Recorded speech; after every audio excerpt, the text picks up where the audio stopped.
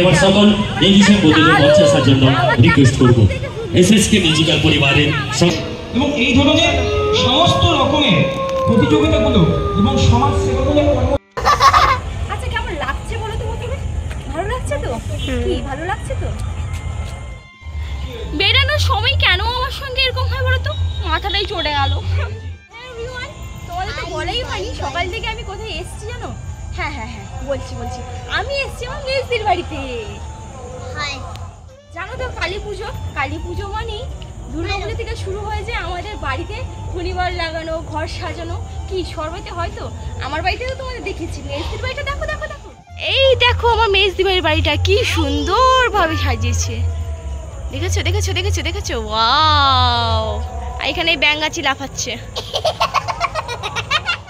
আচ্ছা আচ্ছা আচ্ছা তোমাদের বলি না, কালকে কালী পুজো গেছে। কালকে যেহেতু মানে পরশু দিন পুরো খালি পেটে ছিলাম, কালকে অঞ্জলি দিয়ে এসেছি। প্রচন্ড টায়ার্ড ছিলাম, কালকে আর ঘুরতে বেরোয়নি, আজকে ঘুরতে বেরিয়েছি। বাড়ি থেকে বেরোয়নি, মেজদির বাড়ি এসেছি। মেজদির বাড়ি থেকে সবাই মিলে ঘুরতে বেরোবো। আমি তো রেডি, আর লোলো রেডি হয়ে পড়েছে।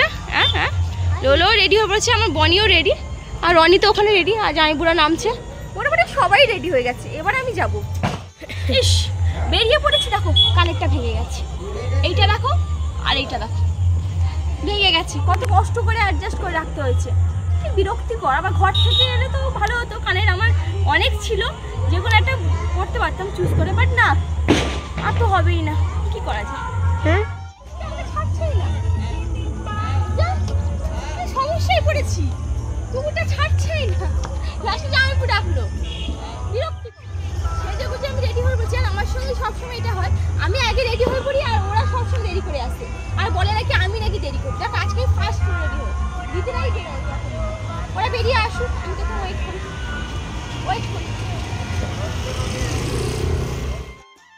আমরা একটু আগেই বেরিয়ে এলাম, কারণ গাড়ি আছে কোনো অসুবিধা নেই, গাড়িতে করে ওরা আর একটু খালি একটু প্রবলেম আছে, তাই গাড়ি একটু অসুবিধা আছে, একটু হাঁটবো না, একটা পরিশ্রম নেবো না, আমি করবো না। মা বাবা দিদি জামাইবাবুরা সবাই হেঁটে হেঁটে আসছিলো, আমি মনে শুধু গাড়িতে চলে এসেছি, কারণ আমার একটু প্রবলেম ছিল তাই গাড়িতে চলে এসেছি। আর জানো তো কালী পুজো একটা এমন পুজো অলিগলিতে সব জায়গায় দেখতে পাওয়া যায়। আর এখানে আমরা ছিলাম আমাদের শনি মন্দিরের কাছে, এখানেও খুব সুন্দর একটা প্যান্ডেল করেছে। আর যদিও আমি ক্লাবগুলোর নাম জানি না তাই এখানে মেনশন করছি না, বাট হ্যাঁ গাড়িতে যাও বা হেঁটে যাও ঠাকুর কিন্তু দেখতে পাবে অলিগলিতে। ওই যে বললাম কালী পুজো একটা এমন পুজো অলিগলিতে তোমরা দেখতেই পাবে ঠাকুর। দেখো অনেকটা ঘুরে টুরে এলাম, বা আরেকটা ঠাকুর দেখতে পেয়েছি। এই যে এটা কোন ক্লাব আমি বলতে চাচ্ছি, ও জানি না এটা কোন ক্লাবের প্যান্ডেল, বা সত্যি ঠাকুরের মুখটা এত সুন্দর লাগছে, কিউট লাগছে। যতটা জায়গায় আমি দেখেছি মা কালীকে তার থেকে এটা হলো শ্রেষ্ঠ। চিত্রাঙ্কন সহ বিভিন্ন ক্রীড়া প্রতিযোগিতার আয়োজন করেছে, যা অত্যন্ত প্রশংসিত হয়েছে। এবং এই ধরনের সমস্ত রকমের প্রতিযোগিতাগুলো এবং সমাজ আগামী দিনে তোমরা নিজেদেরকে নিয়োজিত করে আরো এগিয়ে নিয়ে যাও।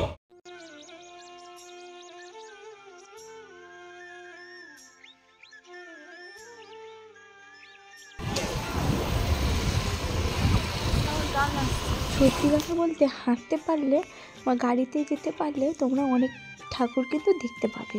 মানে আমাদের কাঁথিতে কিন্তু অলিগলিতে অনেক। আর জানো তো আমি পুরো ভিডিওটা এখানে তুলেছি, তার কারণ হলো অনেকেই হয়তো প্যান্ডেল নাও দেখতে পারো, মানে কাঁথি থেকে যারা দেখছো, আর কাঁথি থেকে যারা দেখছো না তারা আবার সুন্দর করে দেখতে পাবে আমাদের কাঁথির কত সুন্দর সুন্দর প্যান্ডেল হয়েছে। এমন ধরোই না আমার দিদিরা মারা জামাইবাবুরা এরা কিন্তু এই প্যান্ডেলে আসেনি, তাই এই সুন্দর থিমটা ওরা কিন্তু দেখতে পায়নি, বাট হ্যাঁ ওরা কিন্তু ফোনে দেখতে পাবে, মানে আমার এই ভিডিওতে দেখতে পাবে। আর কত সুন্দর করে এখানে থিমটা করেছে, বা থিমটা তো কি আমি জানি না, বাট এই যে সামনে যে ঢুকতে এই যে কালী ঠাকুরের যে মূর্তিটা কি সুন্দর লাগছে, আমার না খুব সুন্দর, মানে এটাও সব থেকে বড় হলো আকর্ষিত। মানে আমার এত ভালো লেগেছে এই মূর্তিটা, আমার দেখে খুব ভালো লেগেছে।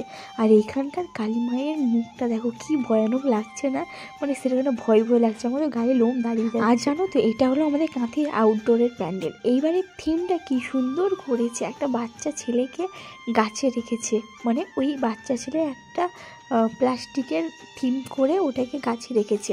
আর সত্যি কথা বলতে তোমরা জানো না, আমি তোমাদের জানাচ্ছি, এই থিমটা করার জন্য গাছ কিন্তু কাটতে হয়েছে প্যান্ডেলটা করার জন্য, কারণ নাহলে ওই বাচ্চাটাকে ওখানে বসানো যাবে না, অ্যাডজাস্টমেন্ট করি। আর এখানে একটা ইন্টারেস্টিং ব্যাপার হলো, বড় ঠাকুরের কাছে মানে বড় কালী মায়ের সামনে ছোট কালী মায়ের মূর্তি আছে, খুব সুন্দর একটা কিউট মূর্তি আছে। আর ওই প্যান্ডেলের মধ্যে ঢোকার সঙ্গে সঙ্গে কত পাখি, পশু, বাচ্চাদের হাসির আওয়াজ, পশুদের গর্জনের আওয়াজ পাচ্ছিলাম।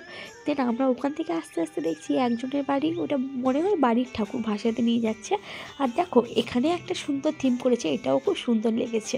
আর এখনকার জেনারেশনের থিম বলতে ওই লাইটের ব্যাপারটা যেটা থাকে, ওই লাইটটাই মেন হলো এখনকার জেনারেশনের ঠাকুর দেখলাম যতগুলো, মানে আমি আমার জেনারেশনের কথা বলছি, মানে এখন দেখতে গেলে ওই লাইটিংয়ের ব্যাপারটা থাকে, প্যান্ডেলের কোনো মাথা মুন্ডু থাকে না, বাট ওই লাইটটা একটু বেশি ব্যাটার করে এখনকার জেনারেশনের প্যান্ডেলে।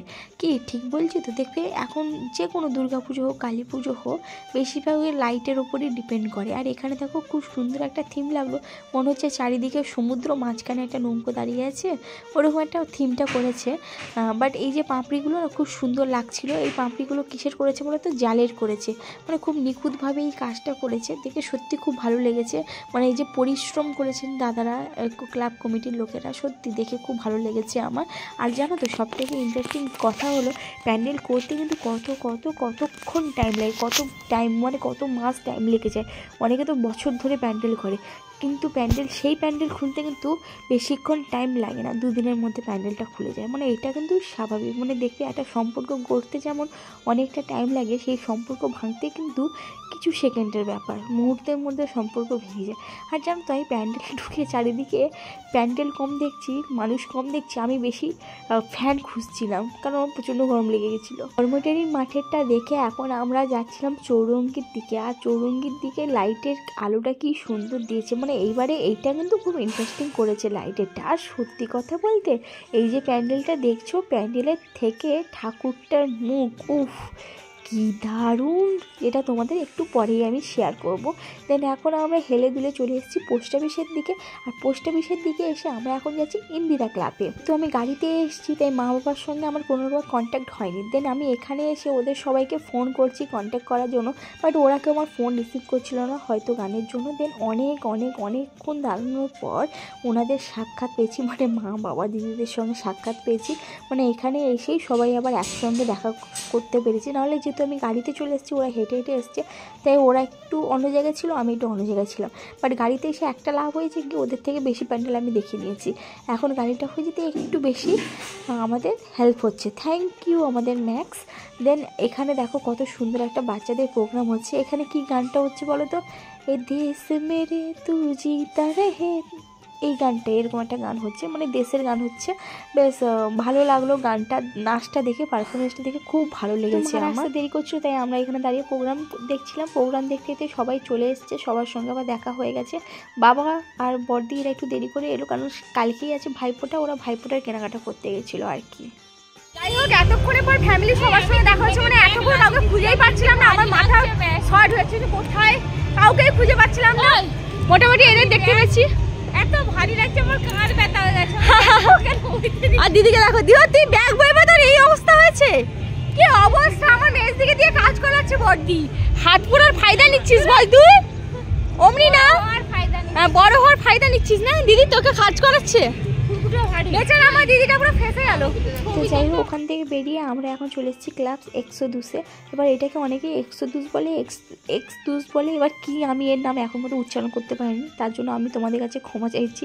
সত্যি এই প্যান্ডেলটা, ওই যে বললাম প্যান্ডেল লাইটিং এরকম একটা ব্যাপার থাকে, তো এটাও খুব ভালো লেগেছে। আর মায়ের মুখটাও খুব সুন্দর লেগেছে। আমি এখানে যেহেতু শর্ট ভিডিও লং ভিডিও দুটো মিশিয়েই করছিলাম, তাই ভিডিওটা এরকম হয়ে গেছে। এখান থেকে কিন্তু বনি, রনি, লোলো এরা কিন্তু গায়েব হয়ে গেছে। এই দিক দিয়ে বেরিয়ে আয়, কটা করে বেরিয়েছ?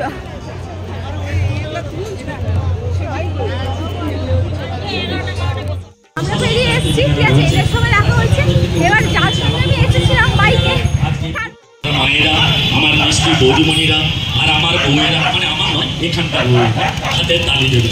আর যেহেতু কোনো বাচ্চারা দেখতে পাইনি, কারণ বাচ্চাটা ওর মামার সঙ্গে গেছিলো খাবার আনতে। আর সত্যি এই প্যান্ডেলের ঠাকুরটা কি দারুণ করেছে, মা কালীর সঙ্গে আমার বাবা বলে বাবাকে দেখছি কি সুন্দর লাগছে, কিউট কিউট, আমার তো চোখ ফেরাতেই পারছি না। আর একটা জিনিস নোটিস করো, ঠাকুররা কিন্তু বারবার চোখ খুলছে, চোখ বন্ধ করছে, কি দারুণ। দেখো এই টাবড়াটা ঠাকুরের চোখ খুলছে বন্ধ। থ্যাংক ইউ অসংখ্য অসংখ্য ধন্যবাদ। তো অশোক আবারও ফিরে যেতে চাই সঙ্গীতের খেলায়, কারণ বেশি কথা বললে লেবুকে একটু বেশি করলে কিছু হয়ে যায়, তো আবার সুযোগ পেলে অবশ্যই কথা বলবো, গল্প বলবো। আমি এবার সকল মিউজিশিয়ান বন্ধুদের মঞ্চে আসার জন্য রিকোয়েস্ট করবো। এসএসকে মিউজিক্যাল পরিবারের সকল মিউজিশিয়ান বন্ধুদের মঞ্চে আসার জন্য অনুরোধ জানাবো। এত সুন্দর অনুষ্ঠান চলছে, আজকে আমরা রয়েছি ক্লাব উদ্যোগে আজকে শ্যামা মায়ের পুজো উপলক্ষে আজকের এই সুন্দর পরিবেশে আমরা প্রত্যেকে রয়েছি। প্রত্যেকে মিলে যত সময় থাকবো আনন্দ আর হইচই করে কাটাবো। ঠাকুর দেখে এসে এবার এক জায়গায় সবাই মিলে একটু বসলাম। বসে এই যে স্যার আমাদের সবার জন্য রোল নিয়ে এসছে। এটা অবশ্যই এগ রোল ছিল, এগ চিকেন রোল ছিল না, এটা এগ রোল ছিল। সবাই মিলে এখন রোল খাচ্ছিলাম। আর রোলটা না ঠান্ডা হয়ে গেছে, মানে এনার এত বুদ্ধি, 2 লিটারের জল নিয়ে এসছে, জল আবার রোলের ওপরে রেখে দিয়েছে, জলের বোতলটা। আবার জলটা তো ঠান্ডা ছিল, সেই পুরো ডিপ ফ্রিজ থেকে বের করে নিয়ে এসছে, পুরো ঠান্ডা ছিল। এবার রোলটাও গরম ছিল, তার জন্য জলটাও হালকা গরম হয়ে গেছে আর রোলটাও ঠান্ডা হয়ে গেছে। মানে আমার কথায় কোনো লজিক নেই, তাই আমার কথাটাকে একটু ইগনোর করো। দেন আমরা গুটি গুটি পায়ে এবার এগোচ্ছি। বড়দি, বড় জামাইবু, মা, বাবা, লোলো, বনি ওরা ওখান থেকে একেবারে বাড়ি চলে যাবে। আর আমরা এখান থেকে মেজদি আর রনিকে নিয়ে যাচ্ছি, ওদেরকে বাড়িতে ছাড়বো, আমরা বাড়ি আসবো।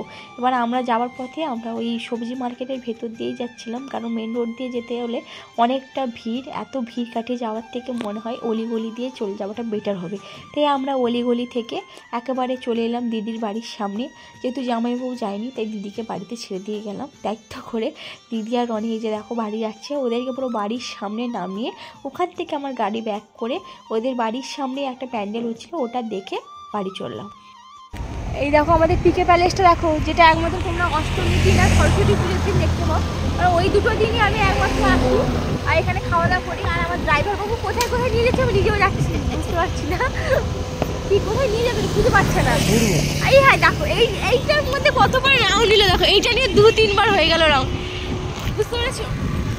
দিদিবাবু এরকমই করে, ওনার কখন মাথা খুলেছে আমি নিজেও জানি না। যেদিক পারে সেদিক দিয়ে আমি বলি আরেও বটে। এইগুলো নিজেদের চলেছে ভালো ভালো কেমিস্ট্রিটা এইটাই হয়েছে। তো মেজদিটা ছাড়লাম বাড়িতে, বড়দি, বড় জামাইগুলো, লোলো, বনি সবাই ওদিকে যাচ্ছে। এই দেখো এখানে একটা প্যান্ডেল করেছে মায়া। সরি রাস্তাঘাটে বেরোলে বলো ও আমাকে ওইদিকে যাচ্ছে, কোথাও বলছে না ছেলেটা।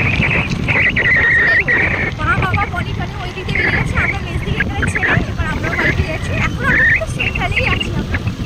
খুব ভালো লাগছে না বাবা, হালকা ভালো লাগছে। আরেকটা এখানে কি প্যান্ডেল হচ্ছে, চলো তোমাদের যেতে যেতে একটু দেখিয়ে দিই।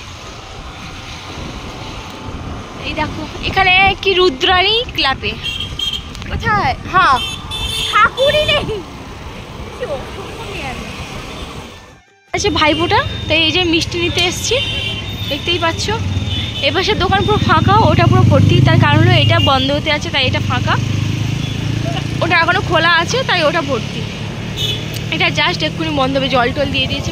দেখো বাড়ি এসে আমরা বিরিয়ানি খাচ্ছি, জানো তো। আসার সময় বাজার থেকে বিরিয়ানি নিয়ে এসেছিলাম, যেহেতু আজকে দুপুরবেলা মেজদির ঘরে নেমন্তন্ন ছিল, ওখানে খাওয়া দাওয়া করেছি, তাই আসার সময় বিরিয়ানি কিনে নিয়ে এসেছি। আর রুটি তরকাও নিয়ে এসেছিলাম, কারণ আমার জামাইবাবু যখনই আসে তাই রুটি তরকা খেতে বেশি পছন্দ করে আমাদের এখানকার। তাই জামাইবাবুর জন্য রুটি তরকা নিয়ে এসেছি আর আমাদের জন্য বিরিয়ানি। মানে জামাইবাবুর জন্য রুটি তরকাও ছিল, বিরিয়ানিও ছিল। এবার জামাইবাবুর কী মন হলো, ও বিরিয়ানি খাবে না, তাই ওই বিরিয়ানিটা আমরা সবাই শেয়ার করে খাচ্ছি। ও মাই গড, ঠাকুর দেখে গেছিলাম, ঠাকুর দেখে পুরো চলে এসেছি। বাড়ি এসে বিরিয়ানি খেলাম, আর কি খেলাম, রুটি তরকা খেলাম, যেটা তোমাদের তো আমি দেখিয়েছি। হ্যাঁ আচ্ছা, পেঁয়াজ লঙ্কা স্যালাড শসাও ছিল। মেজদিদের বাড়ি ছেড়ে এসে এখন বাড়ি এলাম। বাইরে ওরা গল্প করছে, ভেতরে আমি লোলো ঘুমাবো, বাইরে মানে বনি টনি ঘুমাবে, আই ডোন্ট নো। আর ভেতরে বনি ঘুমালেও ঘুমাতে পারে, হয়তো বনি তার মা বাবার কাছে ঘুমাবে, আমি বলতে পারছি না। আর বাইরে আমার কাছে ঘুমাবি, আমার কাছে ঘুমাবে। তো আজকে ভিডিওটা তোমাদের কেমন লাগলো বলো, আমি জানি বেশি রং করতে পারছি না। রাস্তাঘাটে এত লাউড বক্স বাজছে, ভিডিওটাই কন্টিনিউ করতে পারছিলাম না। কালী পুজো তো মোটামুটি এরকমই ঘুরলাম, খুব ভালো ঘুরিনি, কারণ শরীরটা একটু খারাপ হয়ে যাওয়ার জন্য খুব বেশি ভালোভাবে ঘুরতে পারিনি। কি আর তোমাদের খুলে বলে বল, এখানে গল্প হচ্ছে দিদি। এই তোর হাতের আলুটা একবার দেখা, দিদির হাতে বড় আলু, এই দেখো কোথায় ভাই? এই দেখো দিদির হাতে আলু হয়েছে, হ্যাঁ বড় আলু, কি বল বড় আলু। আর মা এখানে বাসন মাজছে। ও মা কি করছো? টক হয়ে গেছে, বাসন নিয়ে যে মুখ টক হয়ে গেছে। বিরিয়ানি খেলাম, রুটি খেলাম, পরোটা খেলাম। আচ্ছা এবার কি পান খাবে? পান খাবো। ক্যাবটা হতে তোমার সুবিধা হয়েছে বলো?